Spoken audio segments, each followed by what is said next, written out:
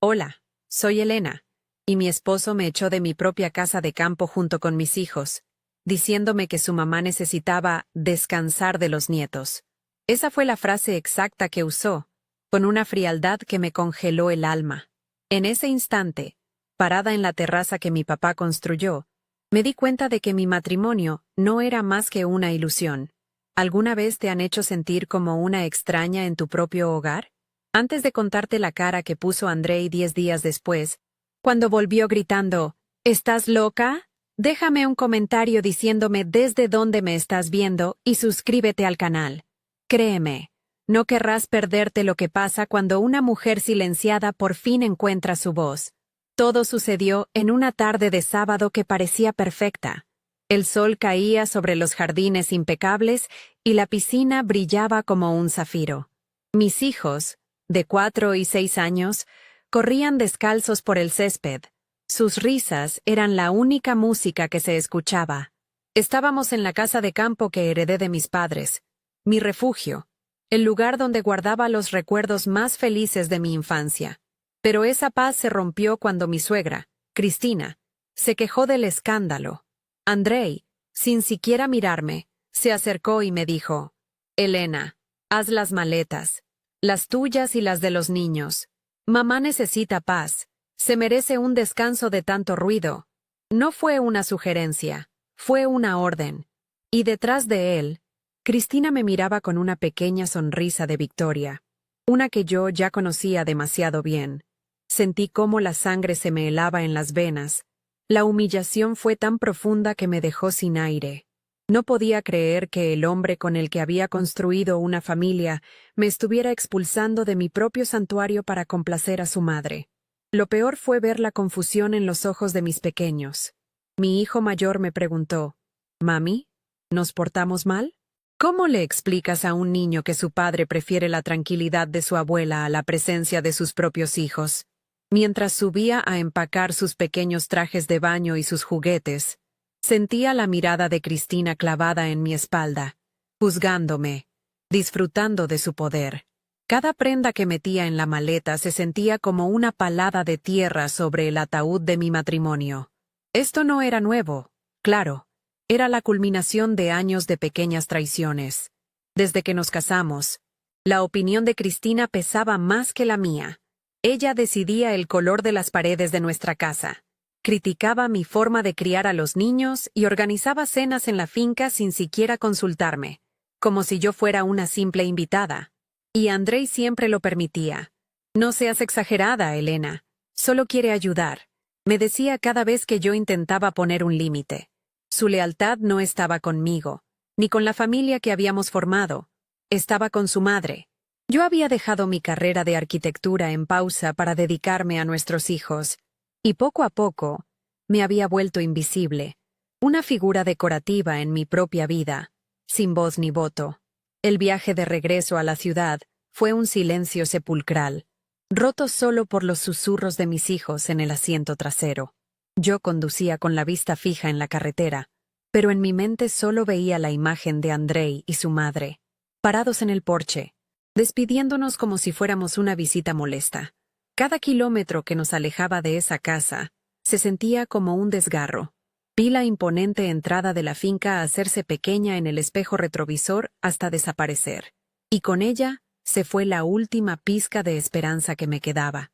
Me di cuenta de que había estado suplicando por migajas de respeto en un lugar que legalmente me pertenecía. La ironía era tan cruel que, por un momento, quise reír o gritar, pero no hice nada. Solo seguí conduciendo. Cuando llegamos a nuestro apartamento en la ciudad, las lágrimas de humillación se habían secado. En su lugar, sentí nacer una calma fría, una claridad que nunca antes había experimentado. El dolor se estaba transformando en una determinación de acero. Durante años, mi silencio, mi paciencia y mi deseo de mantener la paz habían sido interpretados como debilidad. Andrei y su madre habían cruzado una línea de la que no había retorno. Ya no iba a pelear con gritos ni a suplicar que me valoraran. Saqué mi teléfono, pero no para llamarlo a él. Marqué el número de mi hermana mayor, la abogada de la familia. Mientras esperaba que contestara, una sola idea se formó en mi mente. Esto no se iba a quedar así. La justicia no siempre es ruidosa, y la mía sería silenciosa, metódica e implacable. Mi hermana Sofía contestó al segundo timbrazo, su voz enérgica y directa como siempre. «Elena, ¿qué pasa?» «Suenas rara». Y ahí me quebré. Le conté todo entre sollozos ahogados, intentando no despertar a los niños que dormían en el cuarto de al lado. Cada palabra que salía de mi boca parecía absurda. Una escena de una película mala, expulsada de mi propia casa, con mis hijos, para que su suegra descansara. Sofía no me interrumpió. Solo escuchó, y cuando terminé, hubo un silencio denso al otro lado de la línea. Luego dijo, con una frialdad que me tranquilizó al instante: «Ok, no hables con él. No respondas sus mensajes. Mañana a las 9 en mi oficina. Trae la escritura de la casa de campo y tu acta de matrimonio. Vamos a recordarle a Andrei a quién le pertenece realmente ese descanso». Colgar el teléfono fue como soltar un ancla en medio de la tormenta. Por primera vez en años, no me sentía sola. Esa primera noche en el departamento de la ciudad fue una tortura. El espacio se sentía diminuto, asfixiante, después de la libertad del campo. Mis hijos, acostumbrados a correr por el césped, se sentían enjaulados. Se acurrucaron a mi lado en la cama, y mi hijo menor, con su vocecita inocente, me preguntó: «Mami, ¿por qué la abuela Cristina no nos quiere?» Esa pregunta me partió el alma en 1000 pedazos. ¿Cómo le explicas a un niño de 4 años que la crueldad y el egoísmo existen dentro de su propia familia? No había respuesta que no sonara a traición. Solo pude abrazarlos fuerte, muy fuerte, mientras mis propias lágrimas silenciosas mojaban sus cabellos. El sonido de las sirenas en la calle reemplazaba el canto de los grillos, y cada ruido me recordaba lo lejos que estábamos de nuestro hogar, un hogar que me habían arrebatado sin piedad, haciéndome sentir como una intrusa. Mientras mis hijos dormían, mi mente viajó al pasado. Recordé a mi padre, de pie en ese mismo terreno baldío años atrás, mostrándome los planos de la casa con un orgullo que le iluminaba la cara. «Este será tu refugio, Elenita», me dijo. «Un lugar donde siempre estarás a salvo, donde nadie podrá hacerte daño». ¡Qué ironía tan cruel! Él la construyó con sus propias manos, pensando en mi seguridad, en mi felicidad. Y ahora, el hombre que juró protegerme me había echado de allí como si fuera basura. Me acordé de las primeras veces que llevé a Andrei. Él quedó maravillado. «Esto es un paraíso, mi amor. Nuestro paraíso», decía mientras caminábamos por los jardines. Pero con el tiempo, su nuestro se fue transformando en un mío, para complacer a su madre. Ese refugio se había convertido en mi prisión. Al día siguiente, entré a la oficina de Sofía sintiéndome pequeña y rota, pero ella me recibió con una fuerza que me contagió. Su despacho, con sus paredes de cristal y vistas a la ciudad, era el polo opuesto a mi caos interno, ordenado, implacable, poderoso. Extendió sobre la mesa de caoba la escritura de la propiedad. Mi nombre estaba ahí, claro y definitivo: Elena Morales, única propietaria, un bien heredado. Andrei no tenía ningún derecho legal sobre esa casa. «Él puede patalear todo lo que quiera», dijo Sofía, con una calma que era casi aterradora. «Pero legalmente, no puede ni cambiar una maceta sin tu permiso. Ahora, la pregunta no es qué podemos hacer. La pregunta es qué quieres hacer tú». Y al ver mi nombre en ese papel, sentí una chispa. La humillación seguía ahí, pero ahora tenía un arma en mis manos. El teléfono sonó esa tarde. Era Andrei. Esperaba gritos, o quizás una disculpa forzada. Pero no. Su voz era casual, casi aburrida. «¿Ya se te pasó el berrinche? Cristina quiere saber si dejaste las llaves de la bodega de vinos. Tiene unos amigos que vienen el fin de semana y quiere sacar unas botellas». Me quedé muda. No había ni una pizca de remordimiento en su voz. Para él, yo simplemente había tenido un mal día, una rabieta de niña. La naturalidad con la que asumía que todo seguiría igual, que su madre seguiría siendo la dueña y señora de mi casa, fue la bofetada final. «No sé dónde están las llaves. respondí con una voz que no reconocí como mía, tan fría y distante, y colgué. Su confusión al otro lado de la línea fue casi palpable, pero no me importó. El puente entre nosotros se había quemado por completo. Los siguientes días fueron un goteo constante de mensajes de texto. Ninguno preguntaba cómo estábamos los niños o yo. Eran quejas. Mamá no encuentra la batidora buena. Dejaste la despensa casi vacía. ¿Qué se supone que comamos? Los jardineros preguntan por ti. ¿Qué les digo? Cada mensaje era una pequeña aguja envenenada. Un recordatorio de que mi único valor para él estaba en mi función de administradora de su comodidad. Yo leía cada palabra. Sentía la rabia subir por mi garganta, pero no respondía. Mi silencio lo estaba volviendo loco. Era algo que nunca había hecho. Siempre cedía, siempre respondía, siempre buscaba la paz. Ahora, mi silencio era un muro de concreto. Me imaginaba a Cristina, impaciente y frustrada, quejándose con su hijo, y a él, sin saber cómo manejar una situación que se le había salido de las manos. Una semana después del destierro, Sofía me llamó. Su voz tenía un tono diferente, una mezcla de cautela y emoción. Elena, tengo algo. No sé si estás lista para oírlo, pero es una oportunidad única. Me explicó que uno de sus clientes más importantes, un inversionista extranjero, estaba buscando una propiedad como la mía. Había visto fotos del archivo y estaba dispuesto a hacer una oferta increíblemente generosa, muy por encima del valor de mercado, con la condición de cerrar el trato de inmediato. Sentí un vértigo. ¿Vender la casa de mi padre? ¿Deshacerme de todos esos recuerdos? Por un instante, dudé, pero luego miré a mis hijos, jugando en la pequeña alfombra del apartamento, y la imagen de Cristina sonriendo con suficiencia en mi terraza volvió a mi mente. «Hazlo», le dije a Sofía, mi voz firme, sin un ápice de duda. «Véndela. Que no quede ni una sola teja de ese lugar para ellos». El proceso fue vertiginoso, casi irreal. Sofía movió todos los hilos con una precisión quirúrgica. El comprador no quería demoras, y eso jugó a mi favor. No hubo tiempo para arrepentimientos, ni para que la nostalgia me hiciera dudar. Firmé poder notarial, documentos de transferencia, cláusulas de confidencialidad. Cada firma se sentía como un paso más lejos de la mujer que había sido.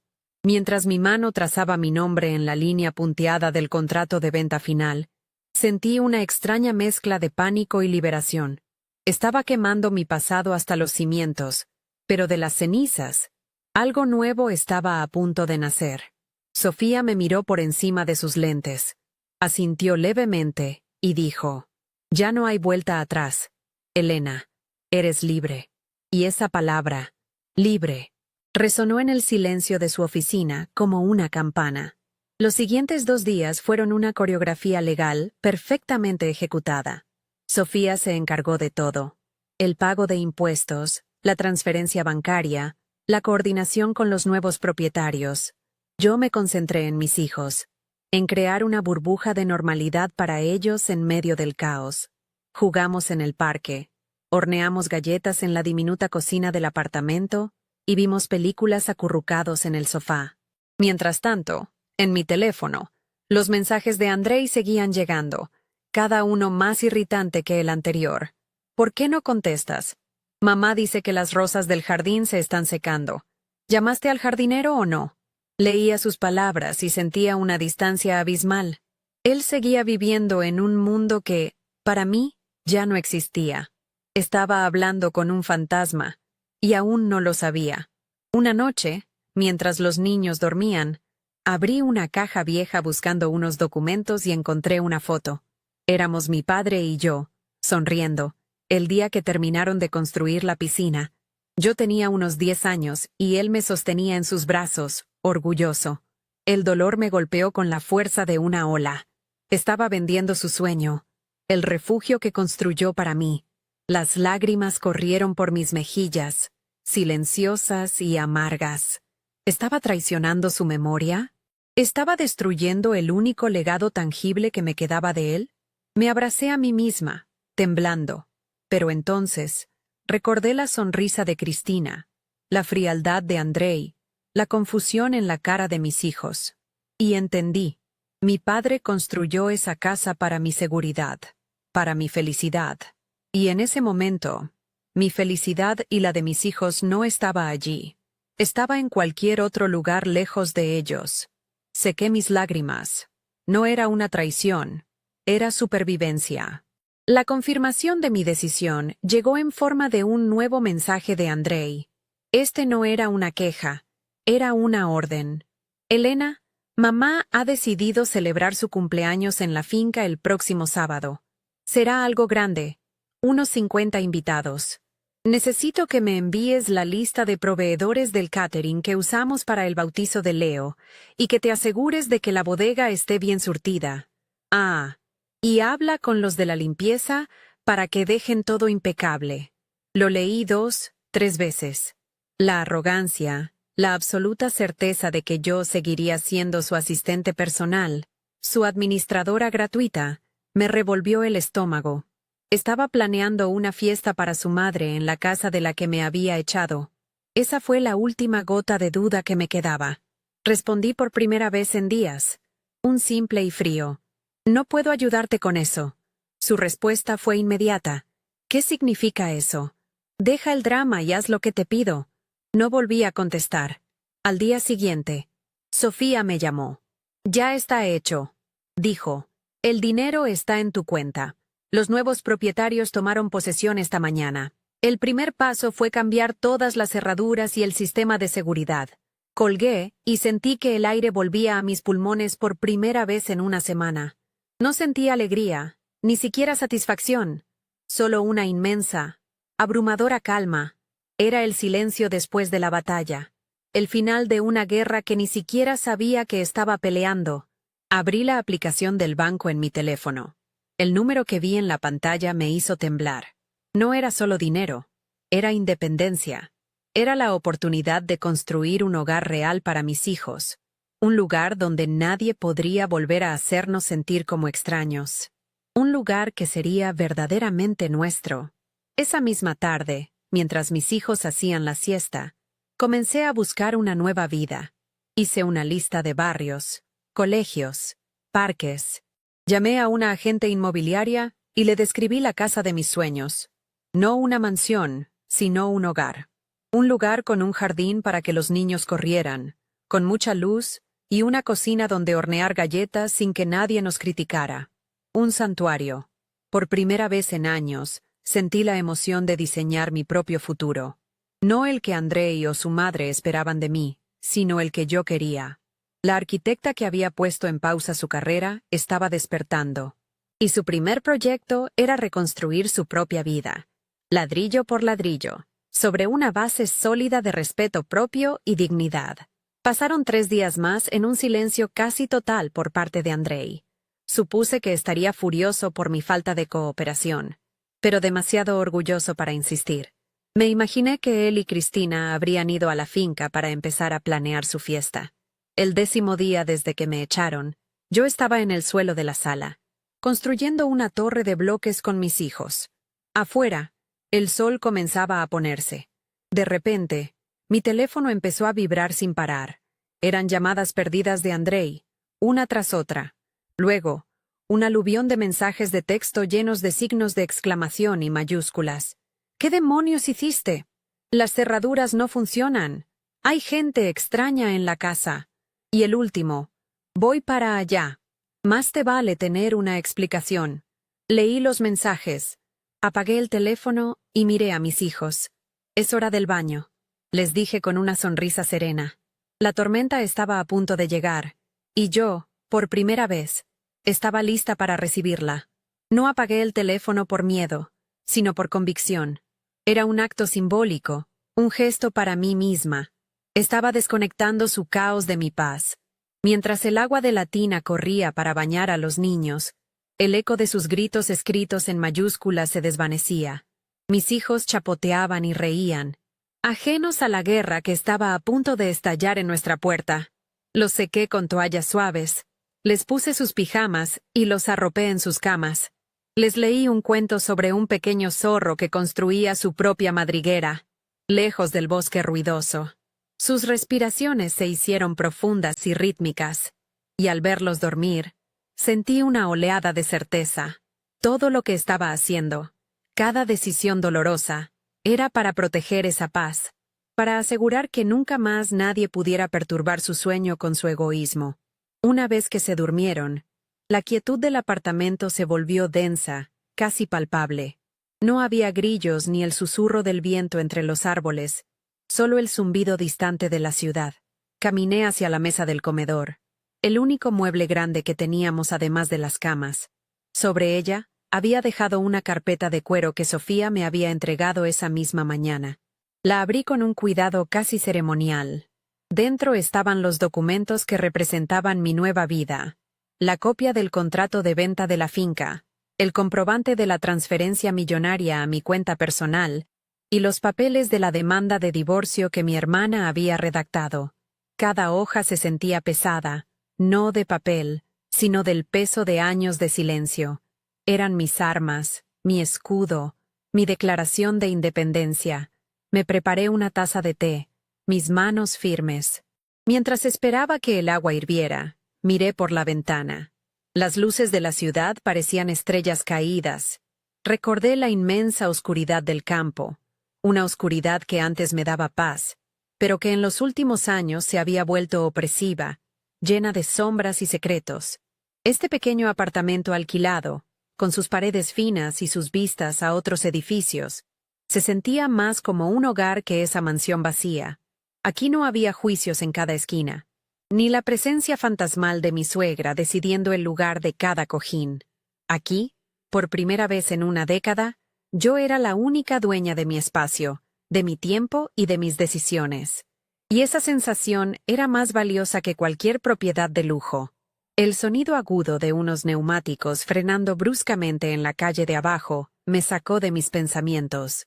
Mi corazón dio un vuelco, un eco de la vieja Elena que se asustaba con cada cambio de humor de Andrei. Pero lo controlé. Respiré hondo y me acerqué a la ventana, manteniéndome oculta detrás de la cortina. Era él. Su Porsche negro estaba mal estacionado, ocupando 2 espacios, un pequeño acto de arrogancia que lo definía perfectamente. La puerta del conductor se abrió de golpe y lo vi salir. Su figura, usualmente tan compuesta y elegante, estaba tensa, sus hombros rígidos de furia. Cruzó la calle sin mirar, con la cara iluminada por los faros de un auto que pasaba, y su expresión era una máscara de ira y confusión. La tormenta había llegado. Volví a la mesa y me senté. Coloqué la taza de té a mi lado. Mi pulso era firme. Recordé la última fiesta de cumpleaños de Cristina en la finca. Yo había pasado 2 semanas organizándolo todo, desde las flores hasta el menú gourmet. Esa noche, mientras los invitados la elogiaban, ella tomó el micrófono y agradeció a su maravilloso hijo Andrei por crear un paraíso tan perfecto para su retiro. Ni una sola mención a mí, la dueña de la casa, la que había trabajado sin descanso. Andrei, a su lado, sonrió y la besó en la frente. En ese momento, me sentí tan invisible como el aire. Ese recuerdo, esa humillación pública y silenciosa, borró cualquier atisbo de duda que pudiera quedarme. Esto no era una venganza impulsiva, era una consecuencia inevitable. Escuché el portazo del edificio, y luego el sonido apresurado y pesado de sus pasos subiendo por las escaleras. No tomó el ascensor. La rabia le daba prisa. Cada escalón que subía parecía retumbar en mi pecho. 1, 2, 3 pisos. Me imaginé su cara enrojecida, su mente tratando de procesar lo que había pasado, buscando una explicación lógica que no implicara su propia estupidez. Para él, el mundo giraba a su alrededor, y yo era solo un satélite. La idea de que yo pudiera tomar una decisión tan monumental sin su permiso, sin su conocimiento, era algo que su ego simplemente no podía comprender. Estaba a punto de enfrentarse a una realidad para la que no estaba preparado en lo más mínimo. El silencio se rompió con 3 golpes violentos en la puerta, tan fuertes que hicieron vibrar la pared. No fue un llamado, fue una exigencia. Elena, abre la puerta ahora mismo. Sé que estás ahí. Su voz, amortiguada por la madera, Estaba cargada de una furia que nunca antes le había escuchado. Era la ira de un rey destronado, de un hombre que ha perdido el control y no sabe por qué. No me moví. Dejé que gritara una vez más. Luego, con la calma de quien sabe que tiene todas las cartas ganadoras en la mano, me levanté. Caminé lentamente hacia la puerta. Giré el pestillo y la abrí. La confrontación que había evitado durante años estaba a punto de suceder, pero esta vez sería en mis términos. Cuando abrí la puerta, la imagen de Andrei me golpeó. No era el hombre impecable que yo conocía, con su traje a la medida y su sonrisa controlada. Estaba despeinado, con la cara roja y los ojos desorbitados, por una furia que parecía a punto de hacerlo explotar. Entró al apartamento como una ráfaga de viento, sin que yo lo invitara, mirando el pequeño espacio con desprecio. ¿Se puede saber qué demonios te pasa? «¿Estás loca?», gritó, su voz resonando en las paredes desnudas. Yo no retrocedí. Me quedé parada en el umbral. Cerré la puerta con suavidad y lo observé, sintiendo una calma que lo descolocó por completo. Él esperaba lágrimas, gritos, una escena. Lo que encontró fue un silencio de acero. Su furia crecía con mi silencio. Empezó a caminar de un lado a otro como un animal enjaulado. «Mamá está en la entrada de la finca, con 50 invitados esperando para su fiesta de cumpleaños. Y no podemos entrar. Las cerraduras están cambiadas y hay guardias de seguridad que no nos dejan pasar. Guardias, Elena, ¿me oyes? En nuestra propia casa». La palabra nuestra salió de su boca con una arrogancia tan arraigada que era casi cómica. Su mundo, el que él controlaba con un chasquido de dedos, se había roto, y su mente no podía procesarlo. Su mirada iba de mí a los juguetes de los niños esparcidos en la alfombra, como si todo fuera parte de una pesadilla incomprensible. En lugar de responder a sus gritos, caminé hacia la pequeña mesa del comedor y me senté. Le señalé la silla de enfrente con un gesto tranquilo. «Siéntate, Andrei. No vas a conseguir nada gritando». Mi voz era baja, firme, sin el más mínimo temblor. Fue como echarle un balde de agua helada. Se detuvo en seco, mirándome como si fuera una extraña. La mujer que siempre cedía, que bajaba la cabeza para evitar un conflicto, le estaba dando una orden. Dudó un momento, su ira luchando contra la confusión, pero la autoridad en mi voz era innegable. Finalmente, arrastró la silla y se dejó caer en ella, derrotado, aunque todavía no sabía por qué. La batalla ya estaba ganada, y él ni siquiera había entendido las reglas del juego.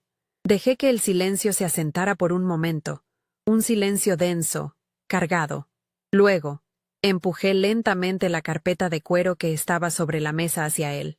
«Lo primero que tienes que entender es que nunca fue nuestra casa», dije, mi voz cortando el aire. «Era mi casa, un bien que heredé de mi padre. Mi nombre es el único que figura en la escritura. Andrei. Siempre fue así.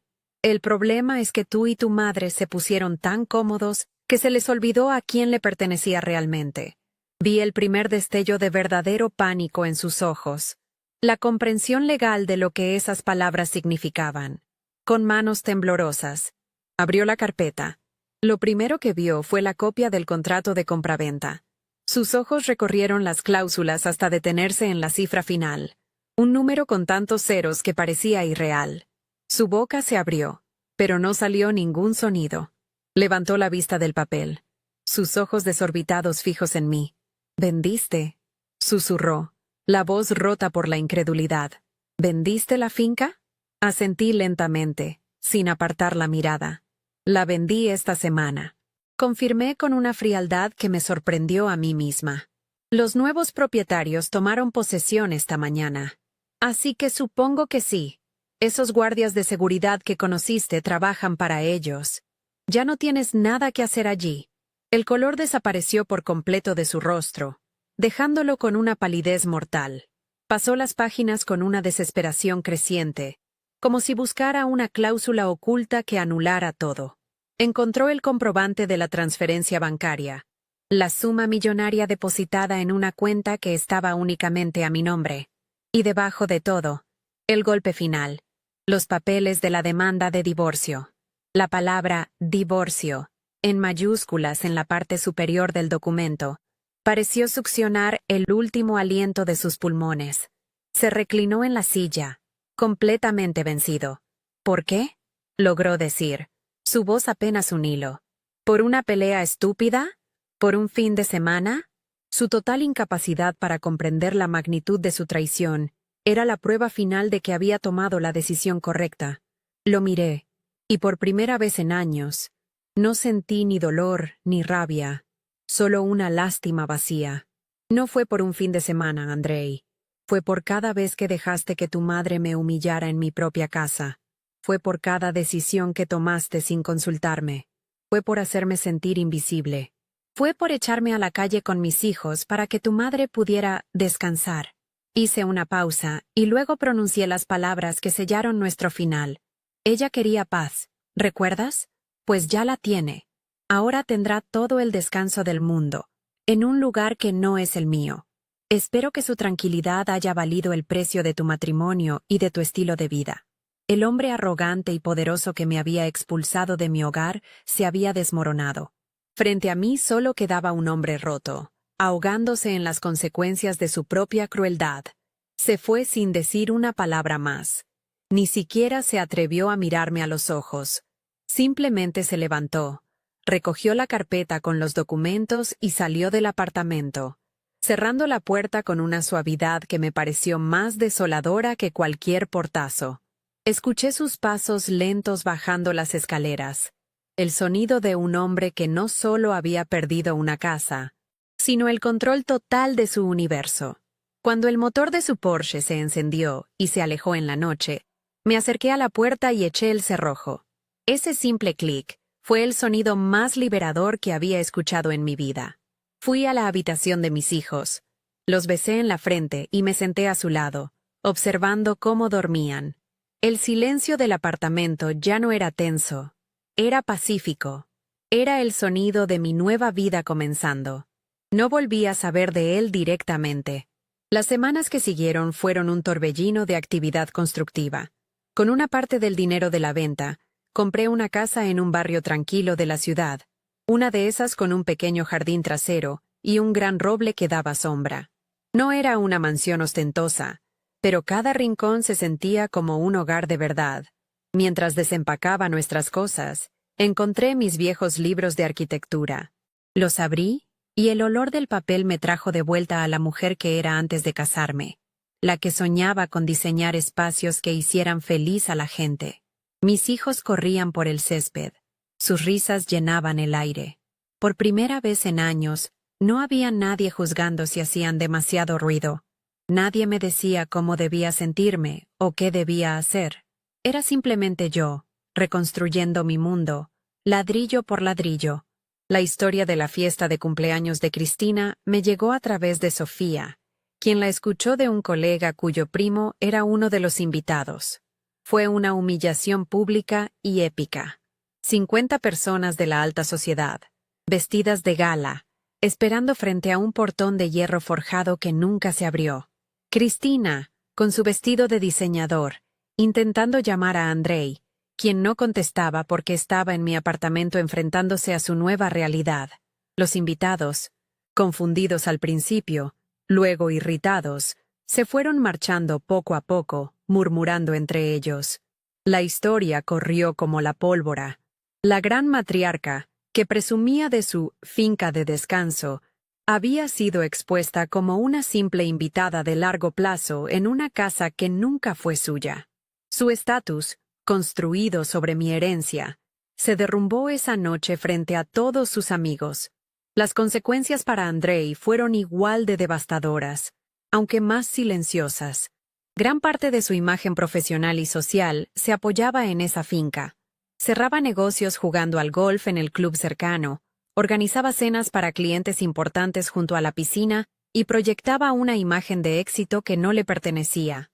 Sin la casa, su castillo de naipes se vino abajo. Tuvo que vender el Porsche para pagar deudas que yo no sabía que tenía. Se mudó a un pequeño apartamento en el centro, y según me contó Sofía, su madre se fue a vivir con él. Me los imaginé a los dos, atrapados en un espacio reducido, sin jardines que administrar ni personal al que dar órdenes, solo el eco de sus propias decisiones. El descanso, que tanto anhelaba Cristina, se había convertido en una convivencia forzada y amarga. Mientras ellos se hundían, yo florecía. Usé el resto del dinero para asegurar el futuro de mis hijos y para fundar mi propio pequeño estudio de arquitectura. Empecé con proyectos pequeños, remodelaciones de cocinas, diseños de jardines. Volver a mi profesión fue como volver a respirar. La creatividad que había estado dormida durante años despertó con una fuerza increíble. Me sentía viva, útil, dueña de mi talento y de mi tiempo. Mi primer gran proyecto personal fue diseñar una casa en el árbol para mis hijos en el roble de nuestro jardín. Mientras clavaba la última tabla, con mis pequeños mirándome con admiración, entendí que el verdadero refugio no era una mansión heredada, sino el hogar que construyes con tus propias manos, basado en el amor y el respeto. Una tarde, meses después, estaba sentada en el porche de mi nueva casa, viendo a mis hijos jugar. Mi teléfono vibró. Era un número desconocido. Lo abrí y vi una foto de perfil borrosa que reconocí como la de Andrei. Había un solo mensaje.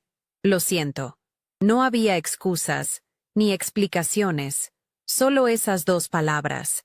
Lo miré por un largo momento. La Elena de antes se habría derrumbado. Quizás habría sentido una punzada de compasión, pero la mujer en la que me había convertido simplemente sintió nada. No había odio, ni rencor, ni siquiera satisfacción. Solo un vasto y tranquilo vacío donde antes hubo dolor. Borré el mensaje sin responder. Bloqueé el número y volví mi atención a mis hijos. El sol se estaba poniendo, tiñendo el cielo de naranja y rosa. Y en ese silencio perfecto, supe que mi venganza no había sido la venta de la casa. Mi verdadera venganza era mi paz. Si conoces a alguien que necesite escuchar este mensaje de confianza en sí misma, por favor, comparte este video. No olvides suscribirte para más historias sobre cómo encontrar tu propio camino, incluso cuando no es el que otros esperan.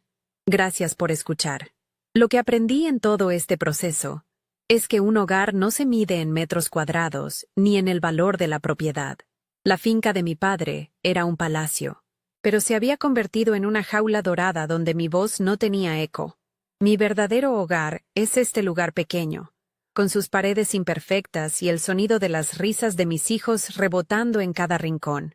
Un hogar es donde te sientes seguro, donde tu paz es la prioridad, y donde no tienes que pedir permiso para existir.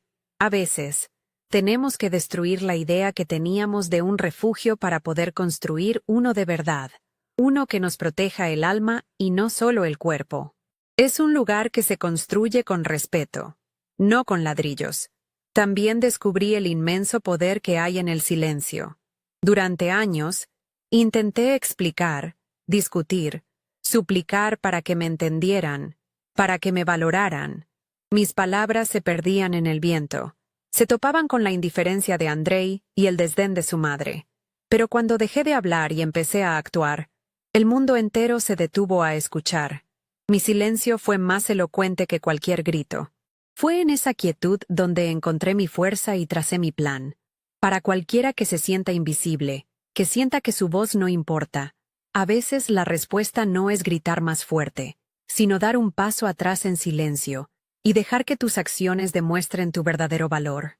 La dignidad no necesita levantar la voz. Mucha gente podría llamar a lo que hice una venganza. Andrei ciertamente lo vio así, pero para mí, nunca se trató de eso. No busqué devolver el dolor que me causaron. Busqué sanar el mío. Mi objetivo no era destruirlos a ellos, sino reconstruirme a mí misma y proteger a mis hijos. La verdadera victoria no es ver caer a quien te hizo daño, sino construir una vida tan plena y feliz que su ausencia se convierta